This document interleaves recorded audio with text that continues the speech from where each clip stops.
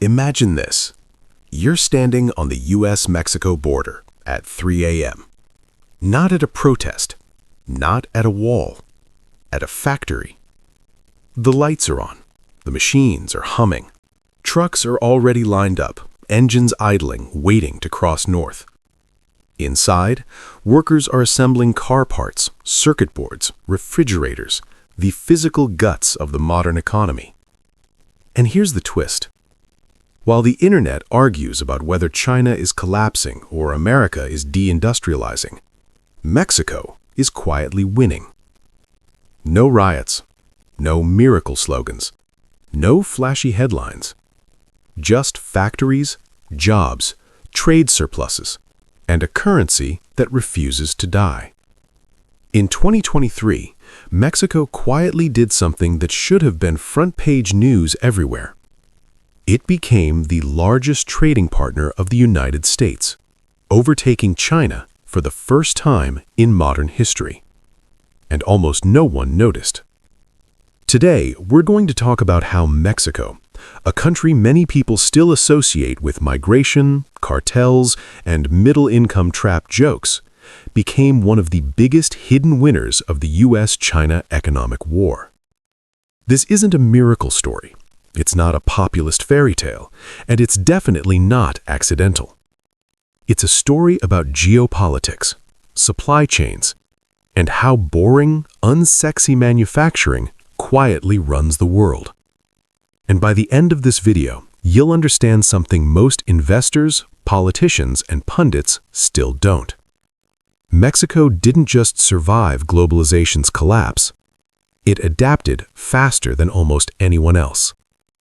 Let's start with the headline number that should have broken the internet. In 2023, total trade between the United States and Mexico crossed $798 billion. China? About $575 billion. That means Mexico didn't just pass China, it lapped it. Now, if you're thinking, okay, but trade numbers are just accounting tricks, fair instinct. So let's go deeper. This isn't about soybeans and tequila. It's about industrial gravity shifting in real time. From 2019 to 2024, Mexican manufacturing exports grew by roughly 30%, led by autos, auto parts, electronics, appliances, and heavy machinery. Cars built in Mexico aren't just sold in Mexico. They're sold in Texas, California, Illinois, Canada, and Europe. Electronics assembled in Monterrey end up in Best Buy shelves in Ohio. And unlike China, these goods don't have to cross an ocean, survive port strikes, or get stuck behind tariffs born from political tantrums.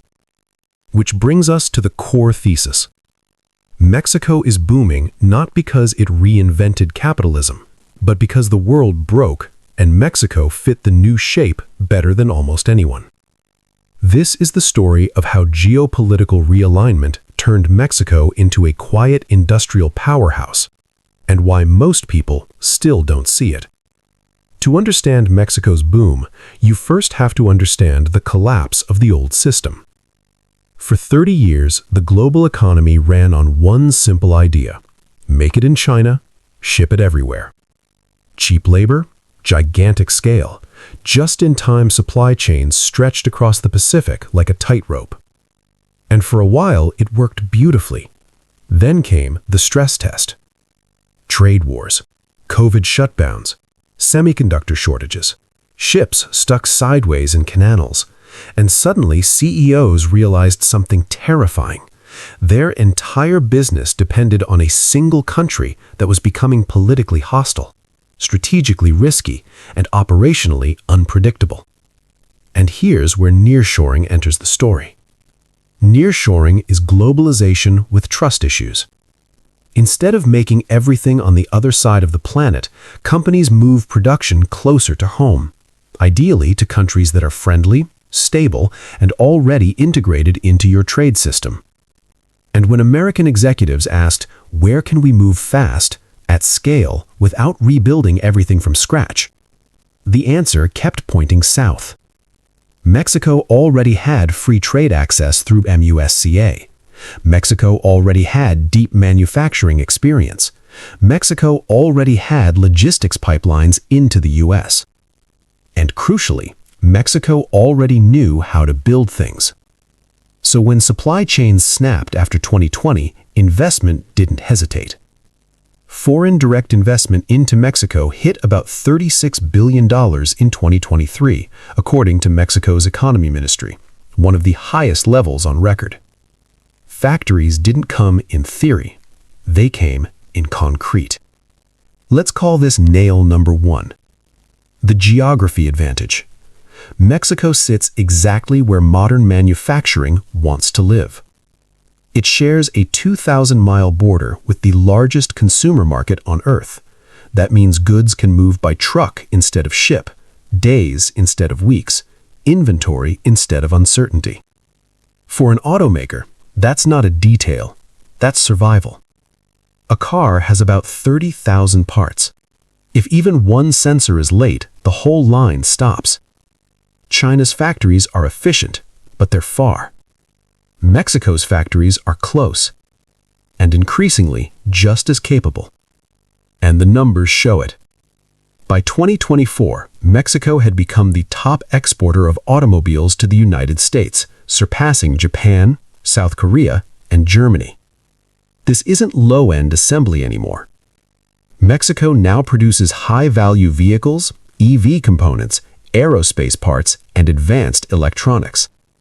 In other words, this isn't a sweatshop story. It's an industrial upgrade. But here's where it gets interesting. Mexico didn't chase this boom with flashy subsidies or nationalist rhetoric. It just stayed boring. Which brings us to the next nail. Nail number 2. The peso that refused to collapse. If you've followed emerging markets long enough, you expect one thing: currencies go down. Especially when the US raises interest rates. Especially when global investors get nervous. And yet, from 2022 through 2024, the Mexican peso became one of the best performing currencies in the world. Not best among emerging markets, one of the best, period. At one point, it appreciated more than the euro, yen, and British pound. That should have set off alarms. So why didn't it? 3 reasons. First, Mexico didn't binge on foreign debt. Public debt stayed relatively stable at around 50% of GDP, far lower than most developed countries. Second, the central bank didn't play political games. Banxico raised interest rates aggressively to fight inflation, even when it was unpopular. And third, and this is key, Mexico was earning real dollars. Trade surpluses matter. Manufacturing exports bring in hard currency. Remittances, over $60 billion annually, provided another stable inflow. So while other countries watched their currencies melt like ice cubes in the sun, the peso stood there like, I'm good, actually. A strong currency lowers import costs, stabilizes inflation, and attracts even more investment. It's a virtuous cycle. And almost no one outside finance Twitter noticed. Now let's talk about the factories themselves, because this is where the story breaks most stereotypes. For decades, Mexico's economic narrative was simple. Too many workers, not enough jobs. People leave. But in northern industrial cities like Monterrey, Ciudad Juarez, and Tijuana, that script flipped. By 2023 and 2024, companies weren't laying people off. They were begging for workers. Unemployment in some industrial zones dropped below 3%, effectively full employment. Factories started offering signing bonuses, transportation, meals, even housing assistance. Think about how upside down that is. A country famous for exporting labor, now importing it internally from poorer southern states. This matters, because labor shortages don't happen unless demand is real. You don't get worker scarcity from fake growth. You get it when factories are actually running at capacity. And they are. But here's the uncomfortable question. If Mexico is doing all this right, why doesn't it feel like a miracle? Because this boom isn't loud. It doesn't show up as tech billionaires or viral startup charts. It shows up as forklifts, payrolls, and supply contracts, which makes it invisible to most people. Now let's zoom out, because Mexico's success isn't just about Mexico, it's about the US-China economic divorce. This is nail number 4, the trade war nobody escaped. When the US imposed tariffs on China starting in 2018, the goal was not subtle. Reduce dependence, bring production closer, punish strategic rivals. But supply chains don't disappear, they reroute. So instead of Chinese factories shipping directly to the US, something interesting happened. Some Chinese firms opened plants in Mexico. Some US firms moved assembly south. Some supply chains split in half.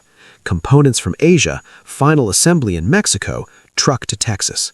Legally compliant, politically convenient, logistically brilliant. Mexico became the neutral adapter in a polarized world. Not anti-China, not anti-US, just useful. And usefulness is power. At this point, you might be thinking, okay, but surely there's a catch. There always is. So let's talk about the cracks, because this boom is real, but it's not painless. Infrastructure is straining. Electric grids are under pressure. Water scarcity is becoming a serious constraint in industrial regions. And crime hasn't magically disappeared. Logistics companies factor security costs into everything. So this isn't a utopia. But here's the key difference.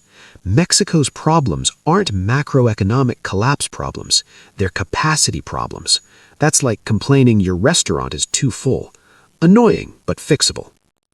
Now we hit the midpoint, and let me pause for a second. If you enjoy these deep dives into how economies actually work, not the Twitter version, not the politician version, you probably already know what to do. Or don't. Stay mysterious. I'll just be over here talking to myself about trade balances. Quick question for you, though. If you were a factory owner right now, would you rather build in China or build next door to your biggest customer? Comment China or Mexico. I'm genuinely curious. All right, back to the autopsy. Mexico didn't announce a grand Made in Mexico 2030 plan. It didn't nationalize industries. It didn't throw money at vanity projects. Instead, it did something deeply unfashionable. It maintained trade agreements. It protected manufacturing ecosystems. It let firms reinvest profits. The MCSA agreement locked Mexico into North American supply chains. Rules of origin forced more local content, which meant more factories. And while politics stayed noisy, the economic core stayed boring. Stability is underrated, and investors love boring. This brings us to the climax of the story, because here's what really happened. Mexico didn't beat China. China didn't collapse. What happened is more subtle and more dangerous. The global economy stopped being one system and became two overlapping ones, China-centered, US-centered. Mexico positioned itself perfectly inside the US-centered system, not as a junior partner, not as a charity case, but as a manufacturing spine. That's why trade surged. That's why factories multiplied. That's why the peso held. Mexico became indispensable. And indispensability is the rarest economic asset of all. So, what's the verdict? Mexico's economy is booming. Quietly, unevenly, imperfectly, but undeniably. Manufacturing exports up 30%. FDI near record highs. Currency strong. Employment tight. This isn't a hype cycle, it's a structural shift. And here's the warning part. This model, nearshoring, regionalization, and industrial resilience, isn't unique to Mexico. It's coming for other countries too. The winners will be the ones who can plug into new supply chains without breaking. The losers will be the ones still arguing about the old world. Mexico didn't get lucky, it got positioned. And while the world wasn't looking, it stepped into a vacuum created by global conflict. That's not a miracle. That's strategy meeting opportunity.